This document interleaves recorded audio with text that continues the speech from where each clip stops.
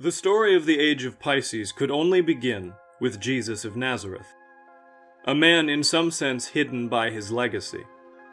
A man who, as far as we know, wrote nothing about himself, or what he believed, or anything else for that matter.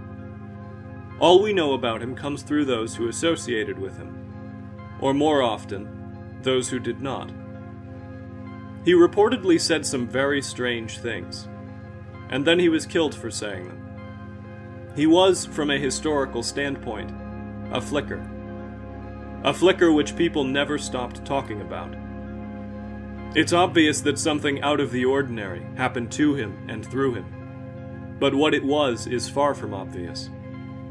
This is a personal musing of mine, but I often wonder, if he had lived today, what would he say to us, and how would he say it?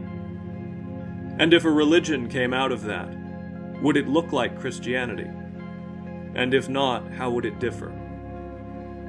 I would rather make observations than push an answer to that.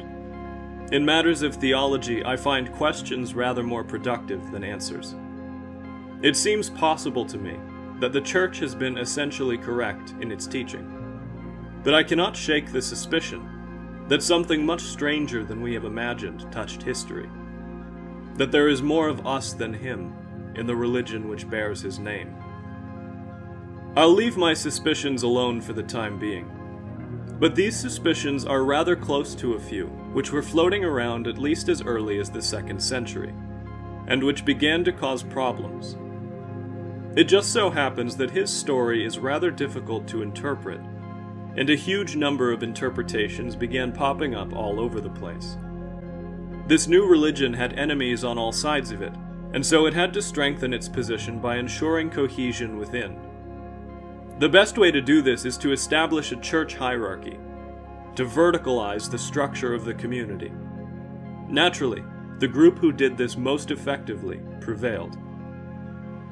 In circa 180 AD, Irenaeus wrote Against Heresies, a very pointed work which identifies, articulates, and denounces the beliefs which its author deemed heretical.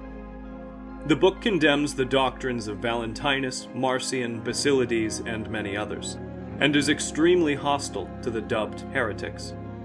For just a taste of its barbed tone, Chapter 1 of the first book is titled, Absurd Ideas of the Disciples of Valentinus as to the origin, name, order, and conjugal productions of their fancied aeons, with the passages of Scripture which they adapt to their opinions. The same Valentinus, according to Tertullian, nearly became the Bishop of Rome. He claims that when this position was not given to the heresiarch, he applied himself with all his might to exterminate the truth. He marked out a path for himself with the subtlety of a serpent. I mention all of this because I suspect the reason the proto-Orthodox won out is because they were the group who most virulently disliked their enemies and tried the hardest to get rid of them. Predictably, the group obsessed with doctrinal purity was also the group who most detested their more eccentric rivals. That doesn't mean they're wrong.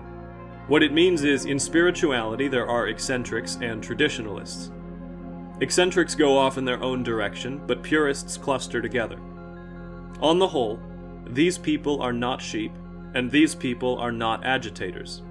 They're all just doing what makes sense to them. But which of these groups do you think would win in a fight?